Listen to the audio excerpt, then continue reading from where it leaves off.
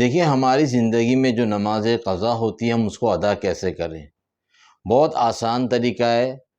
پہلا طریقہ تو یہ کہ ہم جب بھی کوئی نماز پڑھتے ہیں، جیسے فجر، ظہر، عصر، مغرب، عشاء، ہم نے 5 نمازیں پڑھی تو ان 5 نمازوں کے ساتھ میں ایک نماز اور پڑھ لو۔ جیسے فجر پڑھ رہے آپ تو فجر کی نماز ایک پڑھ لو، ظہر، عصر، مغرب، عشاء، تو اس طرح سے آپ 5 نماز پڑھ رہے تو 5 نماز ہماری جو قضا ہے وہ پڑھے۔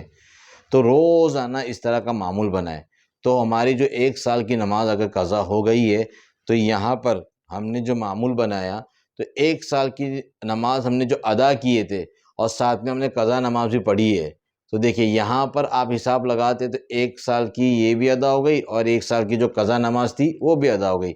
تو آپ کو یہ یاد رکھنا چاہیے کہ ہم نے کب سے شروع کی ہے۔ دوسرا طریقہ ایک طریقہ تو یہ ہو گیا کہ ہر نماز کے ساتھ ایک نماز پڑھ لی جائے۔ دوسرا طریقہ یہ ہے کہ آپ کو جب موقع ملتا ہے تو آپ 5 نمازیں ایک ساتھ پڑھ لیں جو ہماری قضا ہوئی ہے، وہاں ادا نہیں کہہ رہا ہوں میں، ادا تو آپ کو اپنے ٹائم پہ پڑھنا ہی ہے۔ یہ 5 نمازیں ہم کوئی بھی ایک وقت نکالے اور اس وقت پڑھ لیں۔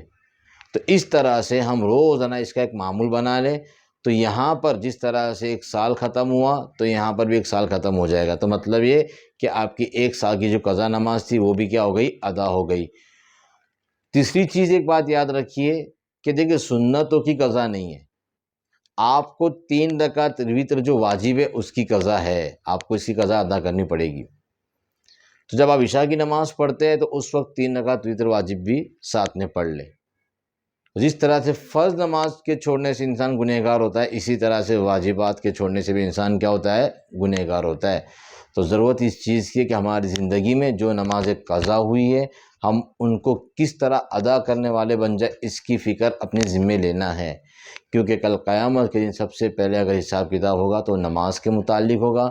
اب ضرورت اس چیز کی ہے کہ ہم ہماری زندگی میں جو نماز قضا ہوئی کس طرح ہم ادا کرنے والے بنیں، اس کی ترتیب ہم خود بنا لیں۔ السلام علیکم ورحمۃ اللہ وبرکاتہ۔